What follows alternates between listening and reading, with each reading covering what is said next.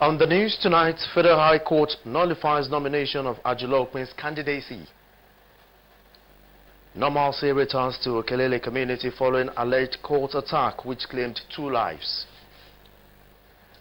Violence and threats against journalists in focus as the world celebrates International Day to End Crimes Against Journalists. Plus, updates from the world of entertainment and sport. Good evening and welcome to the Nigerian Television Authority NTA ILORIN News Tonight. I am Olajide Bello.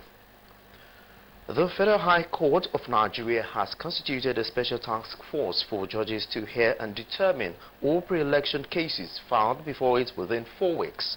A statement by the Assistant Director Information of the Court, Catherine Christopher, says the Chief Judge of the Court, Justice John Soho, deems it necessary to designate a team of judges following the volume of pre-election cases that have flooded the court. Judges who are members of the task force will suspend all regular cases in their respective courts due to the urgency of the electoral cases, which are time-bound. A federal high court sitting in Ilorin has nullified the candidacy of a federal lawmaker, Rahim Olaoye Ajulokwe, while declaring Segun Adebayo as the authentic APC candidate for the upcoming 2023 Isin Okero Ekiti Irepo House of Representatives election. Dissatisfied with the nomination of Rahim Olaoye as APC candidate in the forthcoming election, Segun Adebayo instituted a lawsuit seeking to reclaim his candidacy. The plaintiff claimed he had won the APC House of Representatives primary election for Isin Okero Ekiti and Irepo before a fresh shadow election which produced the defendants was organized without justifiable reason. The court agreed with Adebayo that the first election which produced him remains valid in the eyes of the law and the defendants should be nominated as candidates of the party and not Ajulokwe. The news of the killings of 2 persons allegedly by cultists in Okelele community in Ilorin earlier this week has thrown the community into mourning. Raliat Ibrahim, who visited the area, brings an update.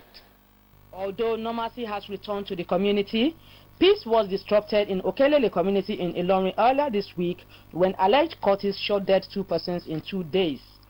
The Alangwa of Ibagun community in Okelele described the experience as sad and a departure from the norm in the community. We had gunshots. We are still not clear about what transpired. We are not happy about the development. I urge people to warn their words from bad acts.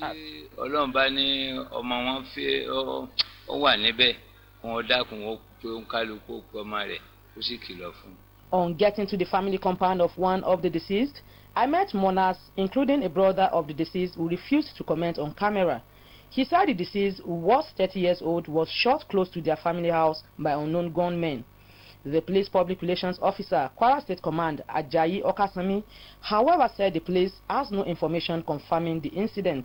I can boldly tell you that nobody reported any case of killing in Okelele to the police. The DP of the area visited the area. No report of such, no dead body found, and as I speak, no report of any court killing. He called on people to report disturbing incidents in the community to the police for swift action. Raliat Ibrahim, NTA News. Violence and threats against journalists are a common phenomenon in Nigeria as media practitioners suffer various forms of attack while discharging their duties. Abdulafiz Alliance Vis report takes a look at causes and consequences of these problems against the backdrop of this year's International Day to End Impunity for Crimes Against Journalists. While access to information is critical to personal and national development, journalists, in the course of getting people informed, are often subjected to countless threats such as kidnapping, torture, and other physical attacks. Like some other journalists, Ahmed Fulani and Oluseyi Silva are living witness of brutality from both state and non-state actors while in line of duty. I ran for safety into a particular house. They still followed me. When they came around, they removed money, phone from me, and they started beating me. And I stumbled on some people dressed in police uniforms. And I saw them thumbprinting. Then I was arrested or so as to write an undertaking that I won't report what I saw. These experiences have laid credence to the data from International Press Center, which documented about 90 incidents of attacks on journalists and 8 attacks on media houses in Nigeria between 2020 and 2021. A climate of fear for media professionals, no doubt, impedes free circulation of information. Hence, the need for stakeholders to create an enabling environment for journalists to thrive. For let it become a law, journalists should be earning minimum this. Once we get out of the impunity or victimization of journalists, we reduce. If Nigerians are protected and they are being given justice when our rights are being trampled upon, it will extend to journalists. They are going anywhere that they think can protect any security issues with them. We are ready to give them protection. So the United Nations General Assembly in 2013 proclaimed 2nd November as the International Day to End Impunity for Crimes Against Journalists, with a mandate on member states to implement definite measures to end the present culture of impunity. Abdelaziz Alaya, NTA News. You're watching NTA ILORIN News Tonight. We shall be back after this message. Don't go anywhere.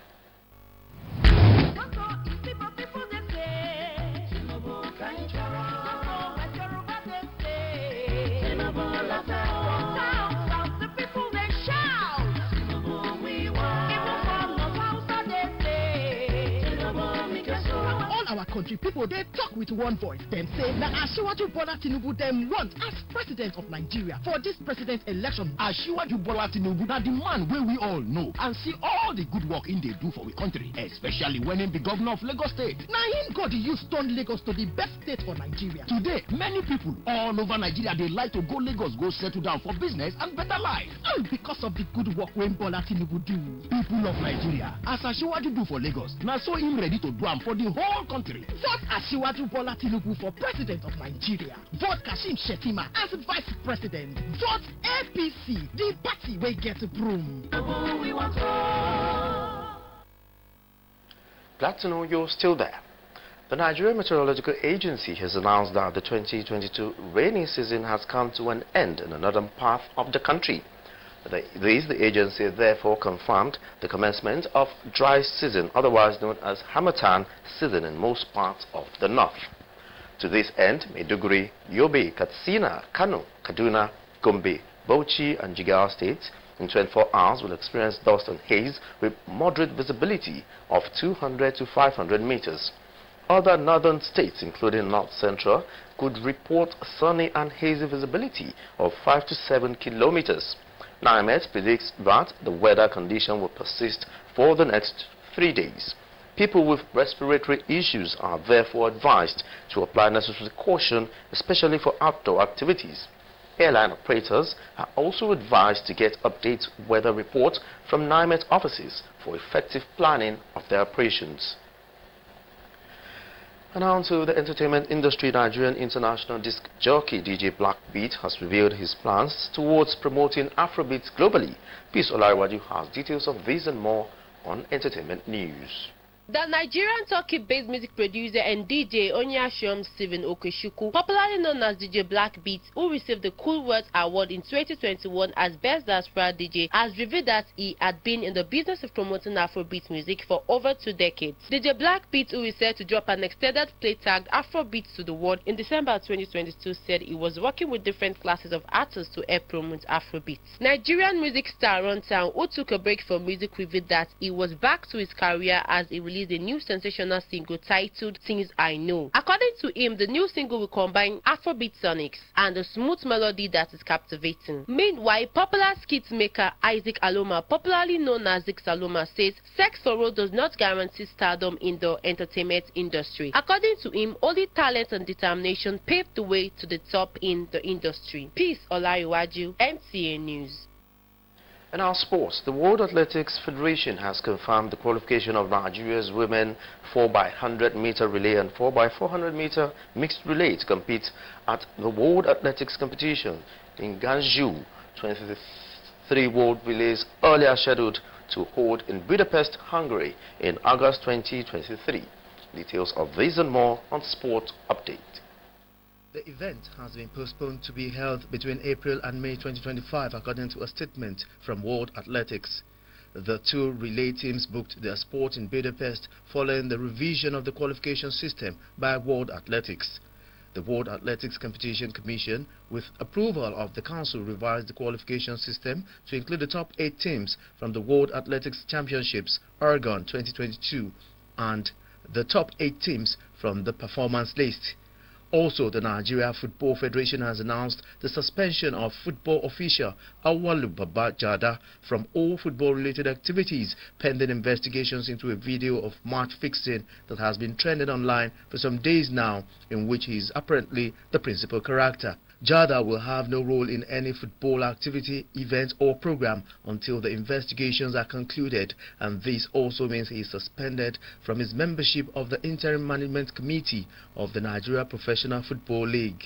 In another development, Team Nigeria at the weekend won 9 gold and 3 silver medals, totaling 12 medals at the just concluded African Open Powerlifting Championships in Cairo, Egypt. The country's athletes at the competition set 3 world's and 2 African records in the competition that featured over 166 athletes from 27 countries who competed in 10 weight classes. The fidal prayers for a retired permanent secretary from Kwara State Civil Service, Alhaji Mohammed Adisa Wahid, have been held at his family house in Okekura area of Ilorin. The Grand Bukadam of Ilorin, Sheikh Suleiman Damboronu, who led other Islamic clerics in the special prayers for the deceased, called on Muslims to always live impactful lives worthy of emulation. Aisha Abubakar Yahya has the report.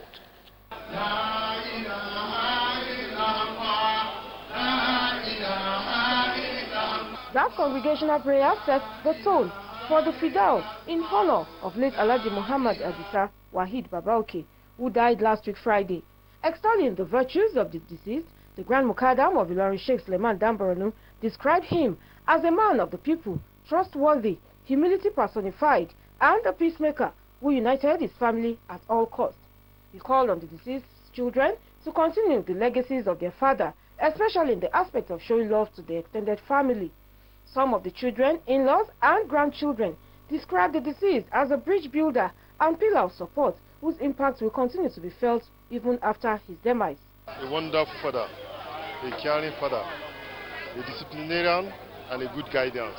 He was so compassionate about everything, about his children, about the friends of his children, about the family, about the friend of friends. My father-in-law would have packed drinks inside freezer, even to the extent of getting sweets for our children. And he will start eulogizing us one by one. He's willing to do anything you ask. If you just ask it, name it, Grandpa will do it for you. He has this warm heart. He knows how to pack everyone together. Late Alhaji Muhammad Adisa Wahid Babaoke retired as a permanent secretary from the Kwara State Civil Service. He died at the age of 83 and is survived by wives, children, and grandchildren. Among the children is Shola Wahid, a staff of the Nigerian Television Authority, Ibadan Network Center. Aisha Abubakar Yahya, NTA News. Well, that's it on NTA ILORIN News Tonight. Many thanks for being a part of it. I'm Olajide Bello, and before I go, I'll leave you with the weather forecast for Thursday, 3rd of November, 2022. Good evening.